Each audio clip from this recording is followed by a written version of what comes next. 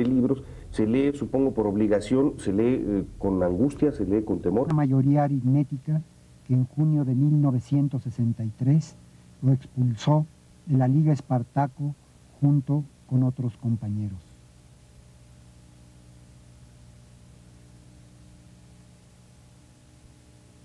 Una mayoría enardecida, reunida en asamblea plenaria, lo juzgó por un liberalismo pequeño burgués, calificando así la publicación en el diario El Día de su opinión personal sobre el naciente conflicto chino-soviético y la libertad del escritor, que postulaba revueltas y apoyaba a la minoría para publicar sus propios puntos de vista sobre temas tratados en la prensa nacional e internacional. Fue la última de sus expulsiones políticas. Revuelta se negó a asistir, dado el encono del lenguaje y la intolerancia ideológica de los compañeros de la mayoría. Grabó un mensaje que me encomendó llevar a la asamblea plenaria de la Liga Espartaco. Decía: compañeros, he leído con no más del detenimiento que merecen las majaderías teóricas y políticas de los compañeros González Rojo y Cuesta, por otra parte, majaderías singularmente mal escritas. No voy a detenerme excesivamente en el análisis de los documentos publicados por los compañeros, sino, a título de ejemplo, voy a citar algunos párrafos del trabajo del compañero González Rojo. Dice González Rojo: puede darse el caso en que la organización decida, por alguna razón política de importancia, que las investigaciones científicas en algún sentido se hagan en secreto, por ejemplo en un país socialista, y entonces la libre expresión del hombre de ciencia en problemas científicos a debate queda suspendida, al menos temporalmente, hasta que el Partido Leninista lo juzgue oportuno. Hasta aquí la cita del trabajo de González Rojo. ¿Qué significa esta afirmación de González Rojo? En primer lugar, indica una ignorancia completa del fenómeno mismo que representa el marxismo como proceso de desenajenación. Nos proponemos, como marxistas-leninistas, y esta es la razón de existencia del marxismo, la desenajenación del hombre, y esta comienza precisamente por la desenajenación de la ciencia. Cuando González Rojo habla de una ciencia secreta y de una ciencia en que se suspende la libre expresión del hombre en problemas científicos a debate nadie, entonces ignora precisamente la razón de existir, la razón de ser del marxismo. El marxismo se propone precisamente la desenajenación humana, la reapropiación del hombre, y ante la ciencia no puede adoptar sino la actitud de su liberación, de su desenajenación de las clases y de todo lo que sea coercitivo para la libertad científica. Ciencia es libertad en sí mismo. Veamos entonces hasta qué grado, para sustentar una posición política, el compañero González Rojo ha tenido que negar los principios. El compañero Cuesta, por su parte, no va a la saga del compañero González Rojo y tiene afirmaciones como la siguiente: los ideólogos burgueses, jaloneando a sus pequeños aliados, dice el compañero Cuesta, convendrán entonces que es el momento para echar más leña al fuego y se valdrán de sus plumas o de la pluma de un dirigente comunista que aboga por la libertad de expresión absoluta, que abrirá las puertas de la prensa burguesa para que salte sus conocimientos históricos y el lastre de su individualismo pequeño burgués. aquí la cita del compañero Cuesta. Esta cita es inaceptable. Inaceptable porque, por razones primero históricas, ya desde la época de la sal, de la lucha contra la sal, Engels refutó la actitud de aquellos mojigatos con espíritu dogmático que pretenden que se diriman los problemas internos sin sacarlos a la discusión pública, a pretexto de que no se proporcionan armas del enemigo. Engels afirmaba precisamente que la fortaleza de una causa y de un partido se demuestra justamente por la capacidad de reconocimiento de sus errores y la capacidad de luchar contra las fallas internas de una manera pública y abierta ante la clase obrera y la opinión. Después, esta afirmación del compañero Cuesta es ofensiva políticamente, puesto que agrede a un camarada de estar sirviendo al enemigo por el hecho de publicar artículos en lo que él llama prensa burguesa y que en última instancia no podía considerarse sino como prensa de izquierda legal, donde hay que aprovechar sus columnas para expresar nuestro pensamiento revolucionario.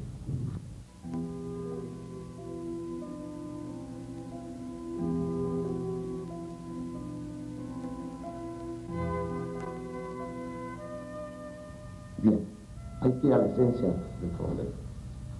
¿Cuál es el problema de debate? El problema del pensamiento y la libertad.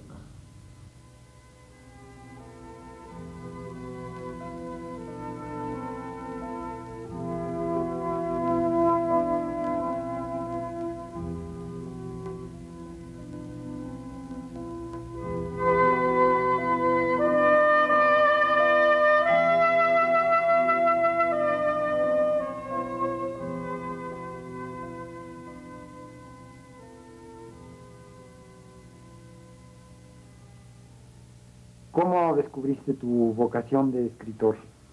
Pues fue muy natural.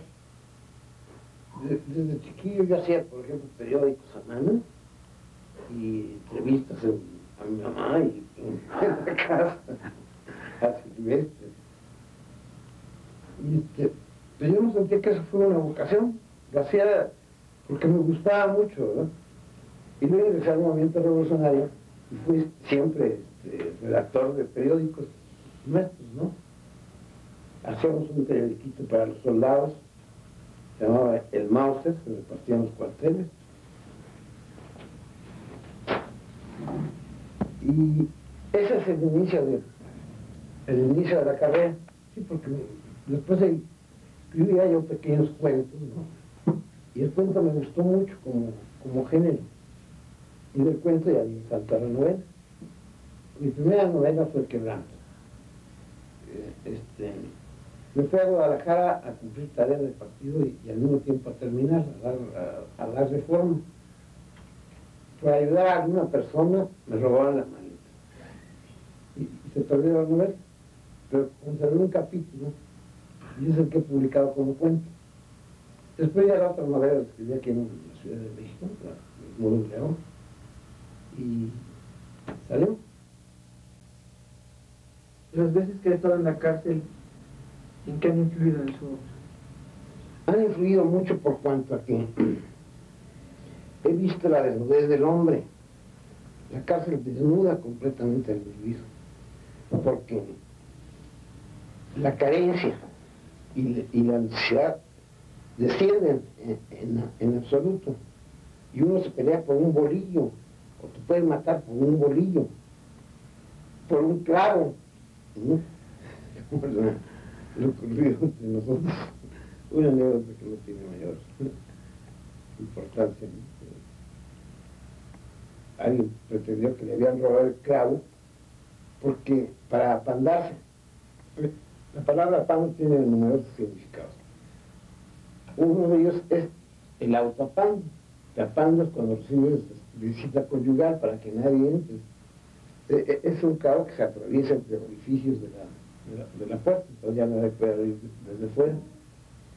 Y si te apandan, te ponen un candado. por fuera. Por fuera, y además te dan de comer por la ventanilla. Ahorita en una basofia ahí, cualquiera.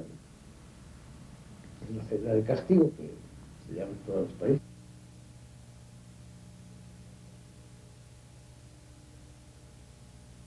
¿Por qué tanta crudeza en la obra literaria? No, es la crudeza de la realidad misma, ¿no?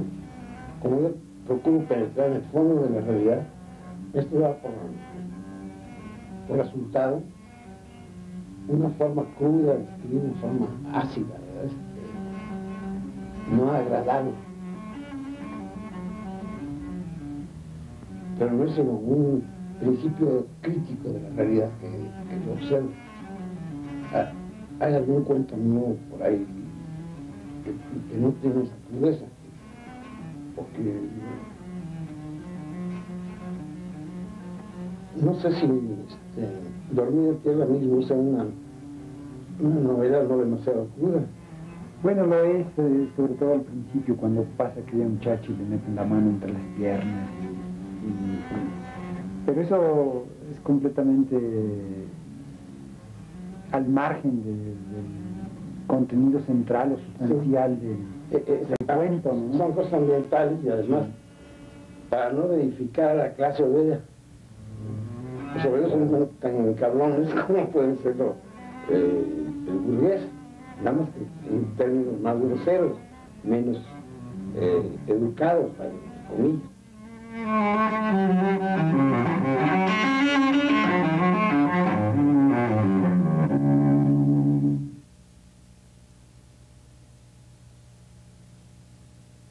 Entre sus numerosas obras inconclusas, Revueltas dejó un proyecto de novela, El tiempo y el número. Te gané, hijo de puta. Te gané, cabrón mar, hijo de la chingada. Sin embargo, Evodio lo dijo con una especie de cariño. Al pie del ribazo su cuerpo desnudo tiembla. 3 minutos de ida, 3 de vuelta. La eternidad. Se desarrolla entre un grupo de presos en las Islas Marías, presos comunes. Entonces la anécdota central de esta que va a ser novela consiste en lo siguiente. Los personajes están en un campamento cercano al mar, campamento que le llaman el Reventón, porque hay un bloque de roca cortado a pico sobre el mar, y entonces el mar golpea con toda su fuerza y se eleva al tamaño de una catedral.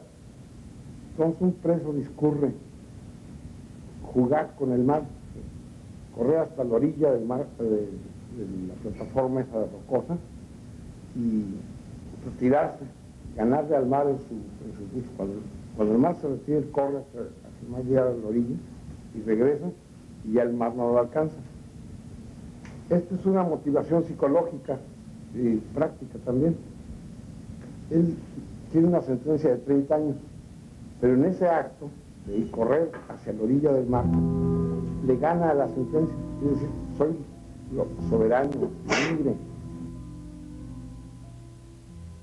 Obsesivo, Revueltas insistía con vehemencia en la elaboración teórica para levantar una estructura partidaria que enfrentara, primero con las armas teóricas y luego con la racionalidad de la acción partidaria, los problemas de la política nacional. Eran los años de 1964-65 cuando exponía su concepción crítica sobre la teoría leninista del partido, a grupos integrados por estudiantes, profesionistas, compañeros, a fin de edificar filosófica, científicamente, la democracia interna en un partido para poder proyectarla hacia la sociedad. Intervención del compañero Revueltas. Como ustedes han visto, este punto del temario se refiere a los principios de la teoría leninista del partido. Habitualmente, este problema hubiese sido abordado desde el punto de vista más común, esto es, el partido como vanguardia del proletariado y las funciones que desempeñaría en la condición de tal vanguardia. Nosotros, empero, hemos formulado este punto de la orden del día desde un enfoque mucho más amplio y en cierto sentido más profundo. ¿Cómo plantea la agenda el problema de la teoría leninista del partido? Como puede verse, lo separa en dos campos fundamentales. El primero, el de sus raíces filosóficas, que son los incisos teoría del conocimiento y partido, ideología y política como categorías diferentes, libertad de investigación y de expresión respecto a la acción unificada. En México ha habido situaciones en que el problema de la teoría leninista del partido ni siquiera se ha discutido, no porque la situación haya sido normal, sino porque la situación de oportunismo político ha llegado a un extremo tal que el problema de suscitar grandes choques ideológicos o grandes crisis ideológicas está relegado a un segundo término. Es decir, no constituye la inquietud espiritual, la inquietud psicológica ni la inquietud política de ninguno de los participantes en el movimiento revolucionario. Se ha demostrado la inexistencia histórica del partido de la clase obrera en México, es decir, el fracaso en nuestro país del Partido Comunista al que reconocen como tal todos los demás partidos comunistas del mundo, incluso el Partido Comunista de la Unión Soviética. Fenómeno que se une a una serie de consecuencias que correspondería a analizar la teoría del partido: deformaciones noceológicas, formas peculiares del autoritarismo, sistemas específicos de simulación política, etc. Todo esto correspondería a un trabajo teórico que debe emprenderse tarde o temprano, que es la historia crítica del Partido Comunista en México.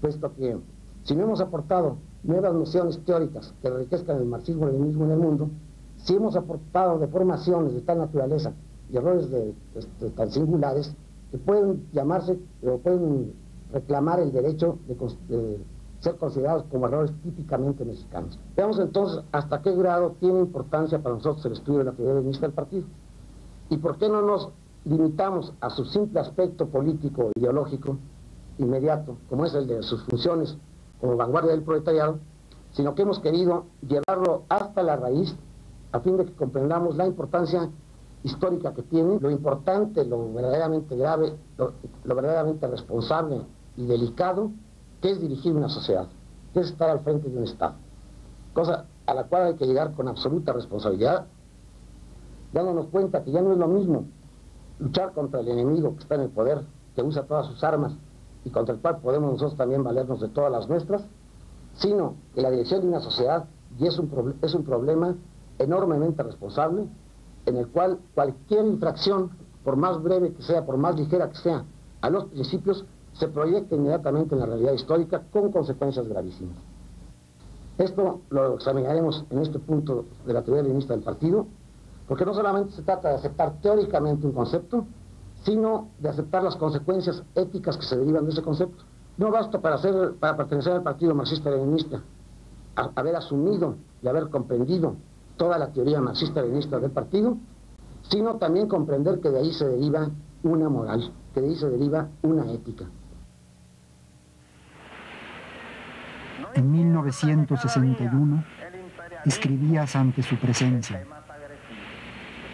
al Che Guevara le profeso una admiración y un cariño extraordinarios. Tiene un fuego por dentro, un fuego constante y vivo que brota a lo cálido de sus ojos, llenos de humanidad, de pasión, de una voluntad decidida y que no será capaz de doblegarse, firme, pertinaz, devota. En noviembre de 1967, ante el dolor de su muerte, publicaste una oración. El Che vivía entre las brasas de la vida, ardiéndose sin cesar.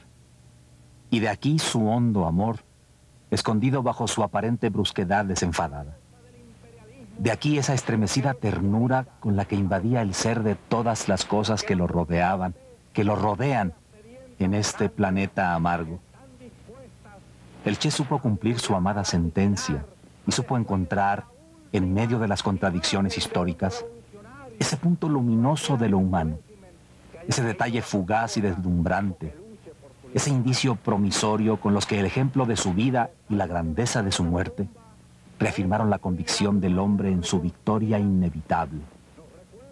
No amaba la violencia ni la muerte, no las rehuía tampoco. Las aceptaba como una condena que se debe cumplir con sencillez y sin desplantes. Ese hombre se llamaba Che Guevara. Y todos los que son como él se llaman Che Guevara. La barbarie y la opresión. Galileo se impuso a la Inquisición. Pepe, en 68 los jóvenes del movimiento te admiraron y también te ignoraron. No fuiste su guía político o ideológico. No se dejaron. Eran ellos y solo ellos, para bien y para mal. En esos días nos comentaste, estos compañeritos no entienden nada de nada. Eras, sí, un ejemplo moral. Te sumaste a la fiesta estudiantil, a su justa y naturalmente heroica lucha con el candor y la pasión de tu delirio revolucionario. Eras un joven más, viviendo las audacias y las zozobras, pugnando por un esperanzado cambio. Entre discusiones, asambleas, ingenua clandestinidad, escritura agitativa y alcoholes, saboreabas el hallazgo de tu adolescencia negada por tus tempranas cárceles y el arduo trabajo partidario. Tu espíritu joven y tu ingenio inagotable regocijaban las reuniones más serias, las caras más graves o temerosas, las consecuencias más dramáticas, bastante frecuentes. Pero los jóvenes no se detenían, iban adelante en esa acción digna, que con arrojo enfrentó las órdenes criminales de un poder soberbio, taimado. E ignorando esos jóvenes, ¿por qué? ¿Por qué caían muertos? Casi por jugar a ganar la libertad.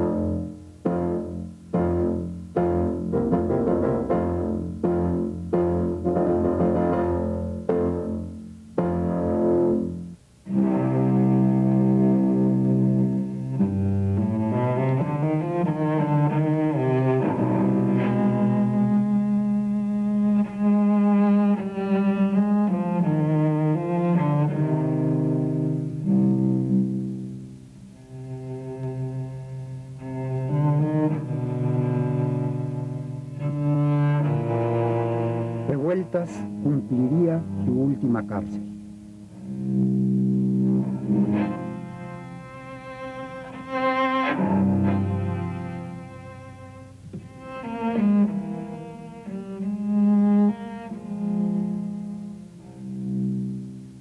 Se le atribuyen 10 delitos. Es sentenciado a 16 años de prisión.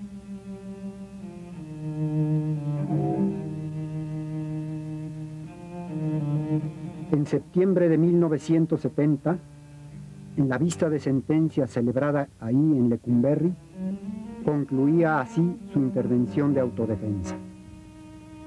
¿Qué representa 1968 si no es la búsqueda de esta esencia, la desmistificación de la realidad enajenada?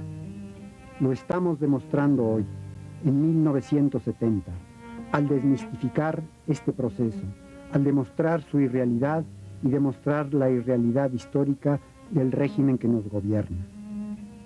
1968 es el inicio por la juventud de México del proceso desenajenante que dará al país una historia real por primera vez. Porque no tenemos esa historia, se ha falseado esa historia, como historia escrita y como historia política y social. En México no es una clase determinada la que tiene el mando, es un club del poder, por encima de la sociedad, que disputa y oprime a los más vastos sectores sociales, entre los que se encuentran, ante todo, la clase obrera y las clases medias. Por eso, el brote, mediatizada la clase obrera, nació y creció en la universidad, de la juventud estudiosa, de la juventud nueva, que espera se abra el camino al socialismo. Pero la juventud de 1968 ha visto con mayor claridad el problema. Antes de socializar los instrumentos de producción, se necesita acabar con los instrumentos de opresión, no solo con los que usa la burguesía. Acabar con los instrumentos de opresión, para que mañana, socializada la propiedad privada, no vayamos a padecer, en cambio, la opresión de un Estado omnívoro, totalitario, sin libertad, bajo la denominación de socialismo. Por eso la juventud busca la dirección del proletariado y de un nuevo partido de vanguardia. Necesita de ese partido. Quiere un socialismo con libertad, un socialismo con rostro humano.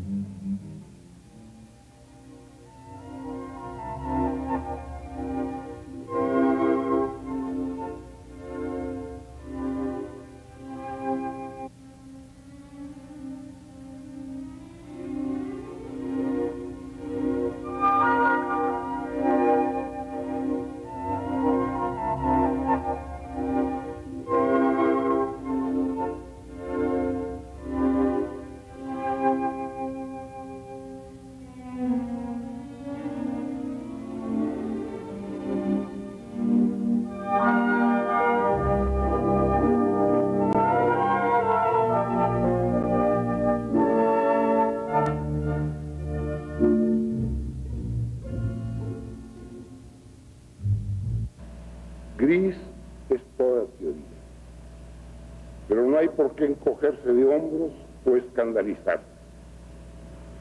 Toda teoría es gris porque debe serlo, y cualquier otro color la traiciona. Resultaría peligroso y comprometedor, y la teoría no tiene compromiso alguno, tomar aquí lo gris como un valor peyorativo. Se trata tan solo del no color,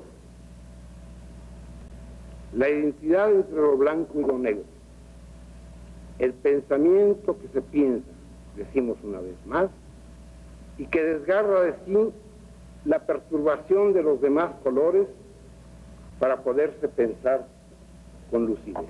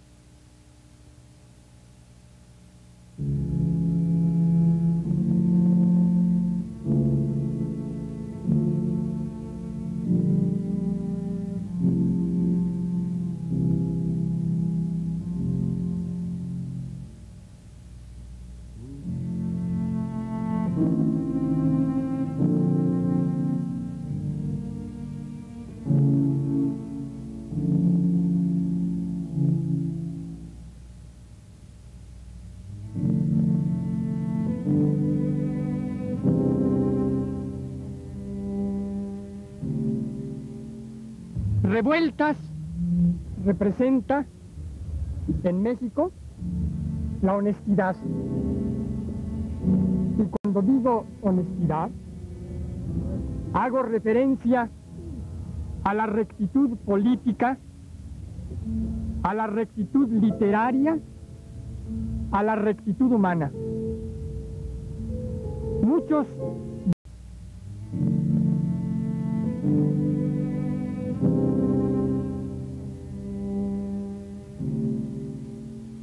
revueltas representa en México la honestidad. Y cuando digo honestidad, hago referencia a la rectitud política, a la rectitud literaria, a la rectitud humana. Muchos de los que estamos aquí reunidos contamos con la suerte de haber sido amigos del gran escritor. La significación de Revueltas excede a lo privado para comprender a la izquierda, a los estudiantes, a la clase obrera, al México revolucionario. José Revueltas es una gran figura, señera e indomeñable de la clase obrera nacional. Luchador ejemplar, nunca claudicó en su actitud. La palabra que mejor le acomoda es, por eso, la de verticalidad, la de honestidad, la de rectitud. José Revueltas no solo es un escritor y un revolucionario de tiempo completo y un ser histórico que pasará por sobre todas estos regímenes. A Revueltas lo caracteriza esencialmente la generosidad, esa generosidad sartriana que tiene como principio y fin la libertad. José Revueltas durante muchos años vivió esperando el saludo y la carta del amigo, el saludo y la carta del colega, la solidaridad con él en sus épocas de crisis. Y José Revueltas permaneció solo, sin colegas, sin comunidad, en todas sus prisiones que tuvo. Es justo decir aquí que no somos solo un país de culeros, sino un país de cabrones. Hemos olvidado a nuestras mejores gentes en los momentos de crisis.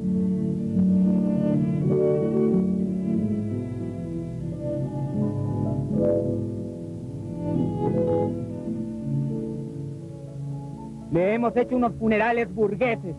A José Revueltas le hubiera encantado morir entre música, entre risas, entre ironías, entre humor, entre canciones, entre cohetes, porque Pepe era la esencia misma de nuestra patria.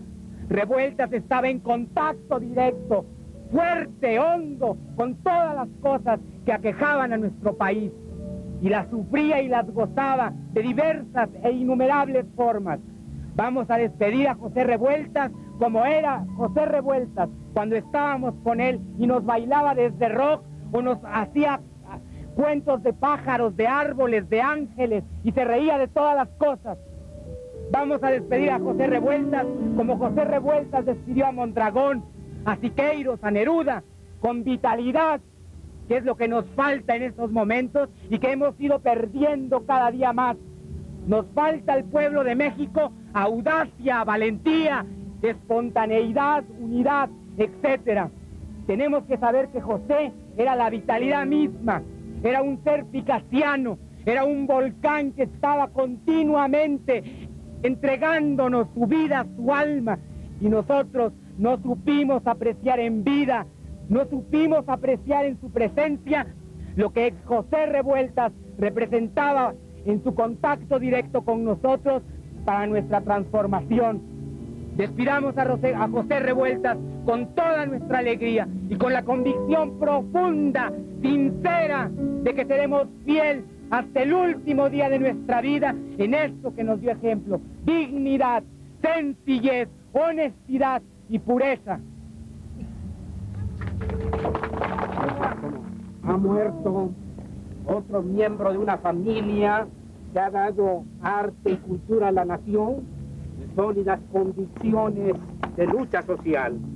José Revueltas, escritor, maestro, luchador y activista, vivió bajo los dictados de su pensamiento y actuó inspirado siempre en ellos. Producto del México marginado, a José lo estimula en su primera infancia la imaginación de una madre de talento quien lo induce como a sus hermanos a buscar caminos para su realización más plena. Pero al igual que Silvestre, Fermín y Rosaura, José nunca pierde las imágenes del campo mexicano, de la patria mexicana, que se convierten en permanentes acicates para una lucha que inicia a los 15 años y que no cesa hasta con su muerte. José es capaz de traducir su pensamiento en acción, no solo en la política de contestación social, sino en el arte a través de la literatura.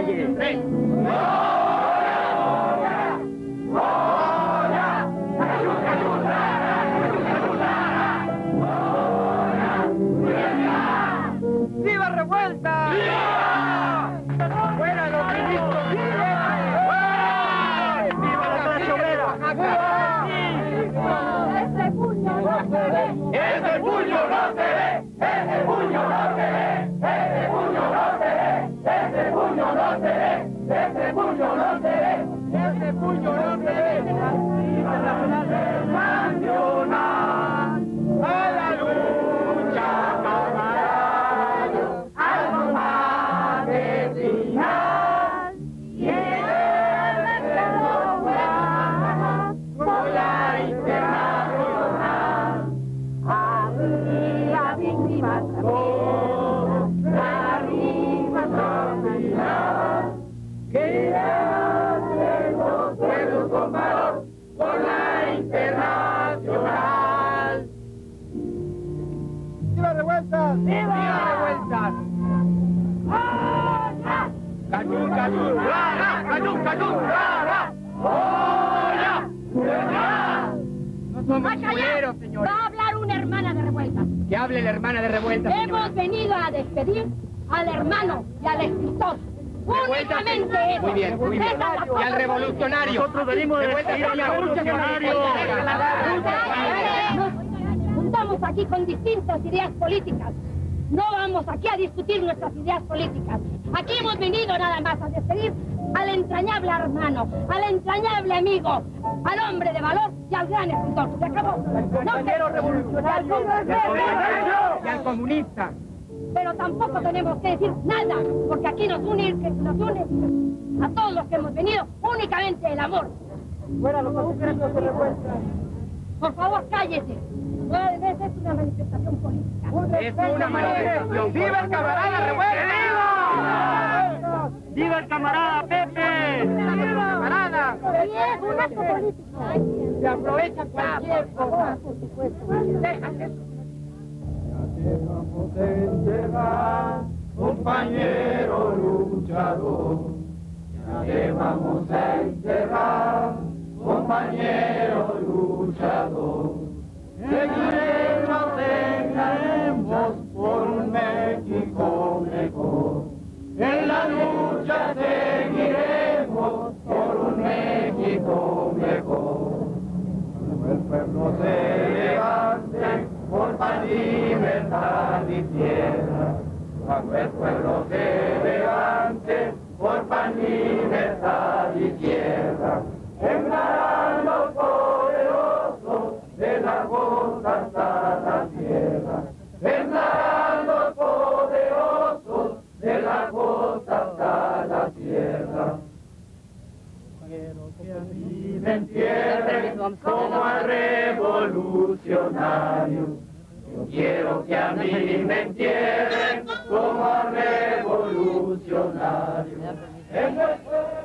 Pepe, de tus trabajos cinematográficos como escritor, decías que los abandonaste porque te estabas volviendo gordo y feo.